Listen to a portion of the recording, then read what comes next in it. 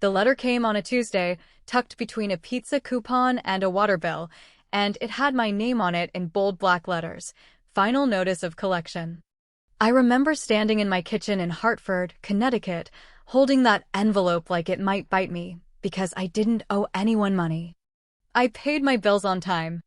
I had a 790 credit score I'd built brick by brick since I was 22 years old, working double shifts as a dental hygienist to pay off my student loans early.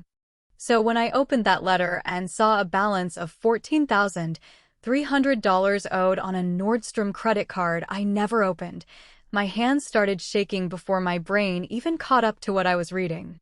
And underneath that first letter were two more, from two other creditors, for accounts I had never signed up for, totaling almost $31,000. My name, my social security number, my signature forged on paperwork I had never seen. And when I finally tracked down where those cards had shipped to, when I finally understood who had spent $31,000 pretending to be me, I sat down on my kitchen floor and I didn't cry. I went cold. Because the address on every single account was my mother's house. And the person who'd been swiping those cards for 18 months was my baby sister, Danielle. My name is Renee Walsh, and before that letter, I would have told you my family was ordinary.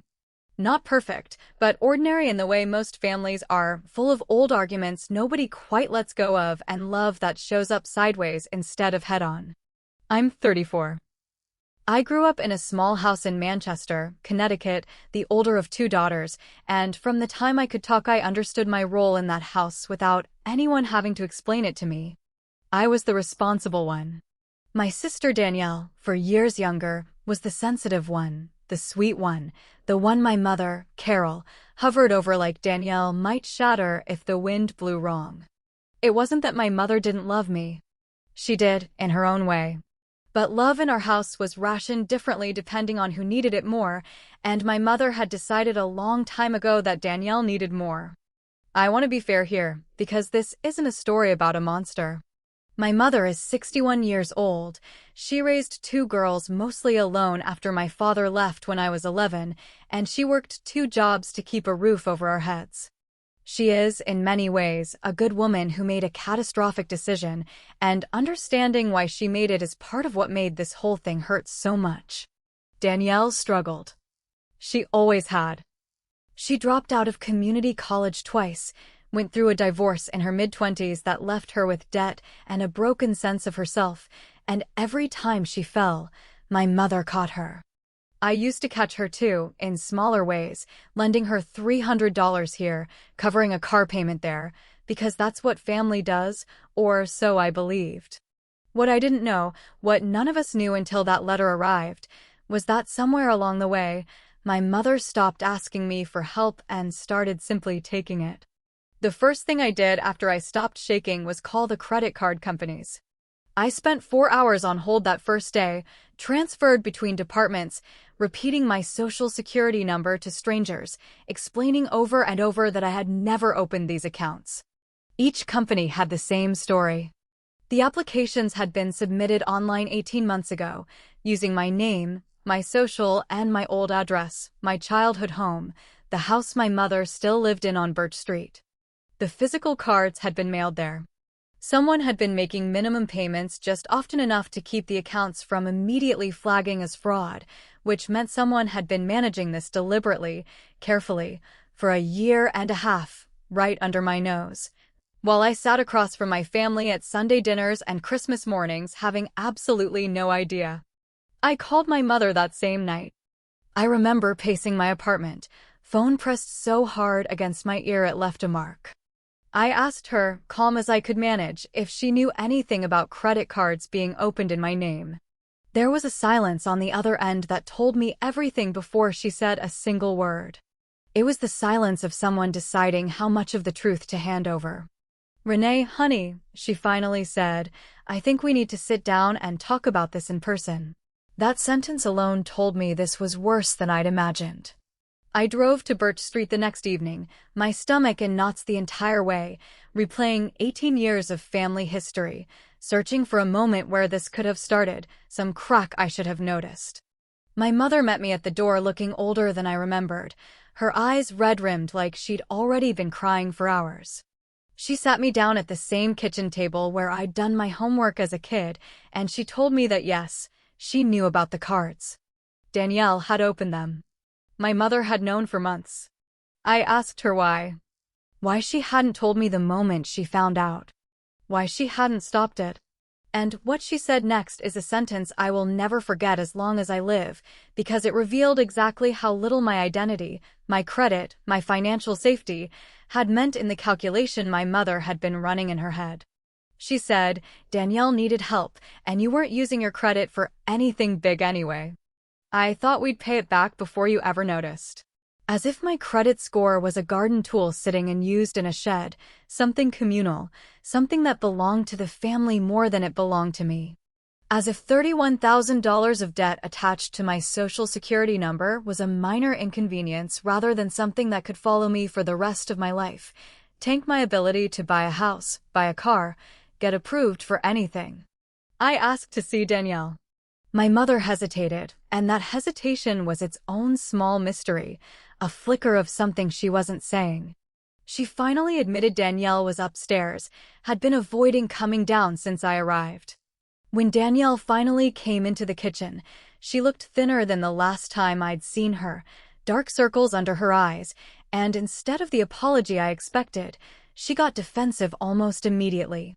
"It's not like I stole from a stranger," she said. "You're my sister. I was going to pay it back."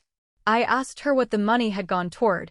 $31,000 is not rent and groceries, and she went quiet in a way that told me there was another layer to this I hadn't found yet. It took another week, and a lot of digging through statements the credit card companies finally released to me once I filed formal fraud reports, before I understood where the money had actually gone. Not toward Danielle's car payment, not toward her rent. Nearly $19,000 of it had gone to a man named Tyler Voss in payments and wire transfers spread across 14 months. I didn't know who Tyler Voss was. Neither, it turned out, did my mother. When I confronted Danielle with the name, her face went white, and for the first time since this had started, I watched real fear cross her expression, not the fear of getting caught, but something else, something closer to dread. Danielle finally told me the truth in pieces, the way people do when they're ashamed.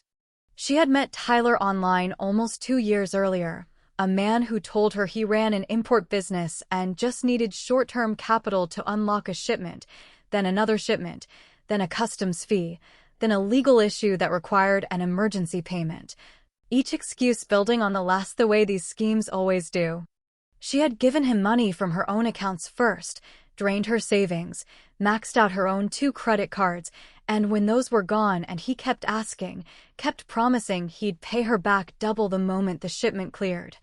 She had panicked and turned to the one resource she thought no one would notice missing, my untouched credit. She told me she genuinely believed, at least at first, that Tyler was real, that she'd pay everything back within a few months, and I'd never have to know. My mother had found out only when Danielle broke down crying one night, and instead of calling me, instead of calling the police, my mother had decided to protect Danielle from the consequences by keeping it inside the family, quietly making minimum payments from her own retirement savings to buy time. I sat in that kitchen and felt something in me go very still and very clear. This wasn't just betrayal. It was a scam layered inside a betrayal, and my mother had chosen, for the second time in this story, to protect Danielle's comfort over my rights. I asked my mother directly if she understood that what she'd done, allowing fraudulent accounts to remain open using my identity without telling me, made her legally complicit. She started crying, said she never thought of it that way, that she just wanted to help her daughter without hurting her other daughter, as if those two things weren't in direct, immediate conflict. I remember standing up from that table and saying, very quietly, that I needed to think, and I needed them both to understand that this was no longer a family matter I would handle quietly. It was a crime, and I intended to treat it like one. I want to pause here and tell you what those next few weeks did to me, because revenge stories often skip past the part where the betrayed person has to keep living their normal life while their whole understanding of family collapses. I still had patients to see at the dental office where I worked. I still had to smile and make small talk while, underneath, I was drafting emails to fraud departments, gathering documentation, requesting police reports. I barely slept. I'd lie awake calculating how $31,000 in fraudulent debt, even temporarily on my credit report, could affect the mortgage pre-approval I'd been working toward for the small house I wanted to buy in Windsor. Every plan I'd built for myself over the past decade suddenly felt like it was standing on a foundation someone else had quietly been chiseling away at. But somewhere in that fog, my hygienist's instinct for precision, the same instinct that makes me a stickler for records and documentation, started to reshape my fear into strategy. I realized that self-pity wasn't going to fix my credit report or make either of them face what they'd done. Evidence would. So I stopped confronting my family with emotion and started building a case with facts. I filed an official identity theft report with the FTC, which generated a legal affidavit I could send to every creditor and to the credit bureaus. I requested certified copies of the fraudulent applications from each credit card company, which included the IP addresses used to submit them. This is the part that turned into the first real twist of the story, the kind of detail that changes everything. 2 of the 3 applications had been submitted from an IP address that traced back to my mother's home internet account, which fit what she'd already admitted. But the 3rd application, the one for the largest credit line, the one Nordstrom card worth $14,000, had been submitted from a completely different IP address, one that traced to a public library branch 40 minutes away from Birch Street, in a town neither Danielle nor my mother had any obvious connection to. Someone else had opened that account. I sat with that discovery for 2 days before I said anything to either of them, because I needed to understand what it meant. When I finally showed Danielle the printout from the fraud investigator, her reaction told me I'd found something real. She went quiet, then admitted, voice shaking, that Tyler had asked her at one point to meet him in person to sort things out, and she had given him a folder with copies of some of my documents, my social security card, a utility bill, because he'd told her he needed to verify her identity to process a refund he owed her. She hadn't thought about what he could do with a stranger's actual documents. That was the moment I understood Tyler Voss wasn't just a romance-adjacent con artist bleeding money from a lonely, desperate woman. He was, more precisely, a man who had realized my sister was an unlocked door into my entire financial identity, and he had walked through it a second time on his own, without her even realizing. That discovery changed the shape of everything. This was no longer only a family betrayal I needed to untangle with lawyers and credit bureaus. There was a man out there who had my social security number, my documents, and had already successfully opened one fraudulent account entirely on his own initiative. I filed a police report that same week, not just for the family-related fraud, but specifically naming Tyler Voss as a suspect in identity theft, and I handed over everything, every statement, every wire transfer record Danielle had reluctantly given me, every screenshot of their messages that Danielle, to her credit, didn't try to hide once she understood the danger wasn't only to me anymore. The detective assigned to the case, a measured, unhurried woman named Detective Ortiz, told me something that still sits with me. She said cases like this almost never get solved through big dramatic confrontations. They get solved through paperwork, patience, and the willingness of a victim to keep showing up, keep providing documentation, keep refusing to let it go quiet. She was right.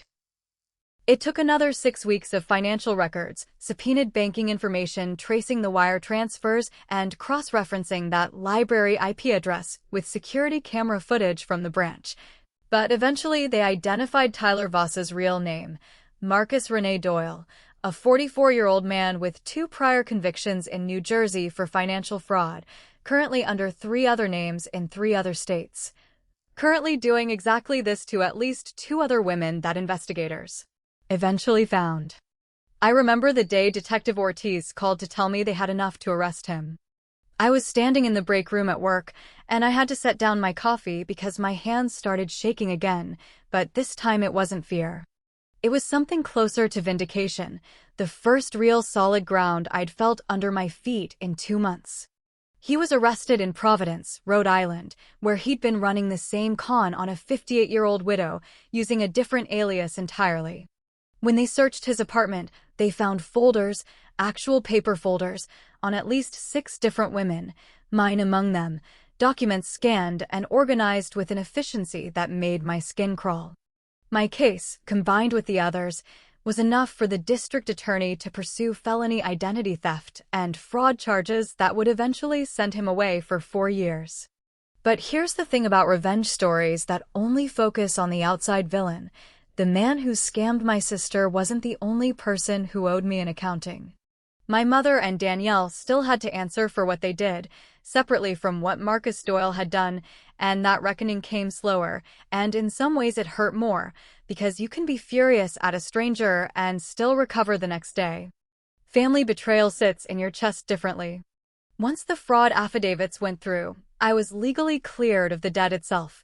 The credit bureaus removed the fraudulent accounts, and eventually my score recovered, though it took nearly a year to fully bounce back. But recovering my credit didn't recover my trust, and I made a decision that surprised even me, one I'd thought about for a long time before I acted on it. I told my mother and Danielle that I would not be pressing separate charges against Danielle for the 2 accounts she'd personally opened, not because I'd forgiven what she did, but because I understood the difference between a woman who'd been manipulated into a desperate mistake and a career con artist who'd exploited that mistake for his own gain. Danielle would spend the next several years paying me back directly. In a legal repayment agreement we drew up with an actual attorney, not a family promise made across a kitchen table, but a signed, notarized contract with consequences if she missed payments. My mother was harder. I told her, plainly, in a conversation that took place months after that first letter arrived, that what hurt me most wasn't even the debt. It was that she had known for months and chosen silence over honesty, chosen to protect Danielle's comfort over my right to know my own identity was compromised. I told her that trust, once you've watched someone calculate that your well-being is negotiable, doesn't return just because the debt gets paid off. She cried. She apologized in ways that felt more real than her first explanation had, and eventually, slowly, we found our way back to a relationship, though not the same one. I stopped giving either of them access to anything of mine without boundaries clearly drawn in writing. I stopped assuming that love meant unconditional access to my resources, my name, my future. The final twist in the story, the one that still makes me shake my head, came almost a year later, when Danielle, working steadily to pay back what she owed, doing genuinely hard emotional work in therapy she'd started after everything fell apart, told me something Marcus Doyle had said to her near the very end, before she'd cut contact, when she'd started to suspect something was wrong.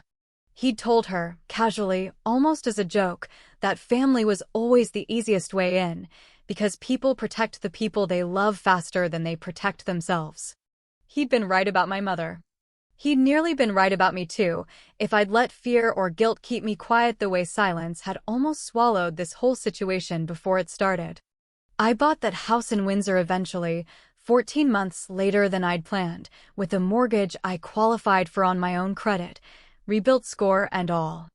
I stood in the empty living room the day I got the keys and I thought about that first letter, sitting on my kitchen counter next to a pizza coupon, and how close I'd come to not opening it that night, how easily this could have kept going another year. Another $10,000 if I hadn't sat down on that kitchen floor and decided that being the responsible one, the reliable one, the one who never made a fuss, didn't mean I had to accept being the one whose name got quietly borrowed by people who assumed I wouldn't notice or wouldn't fight back. My mother helped me move boxes into that house, and Danielle brought dinner the first night, and it wasn't the family we used to be, it was something new, something with actual walls built into it, walls I'd put there myself, and for the first time in my life. That felt less like distance and more like safety. Because I learned something that year that I carry with me still: love without boundaries isn't love at all. It's just an open door, and it took a stranger's cruelty to finally teach my own family to knock before walking through mine.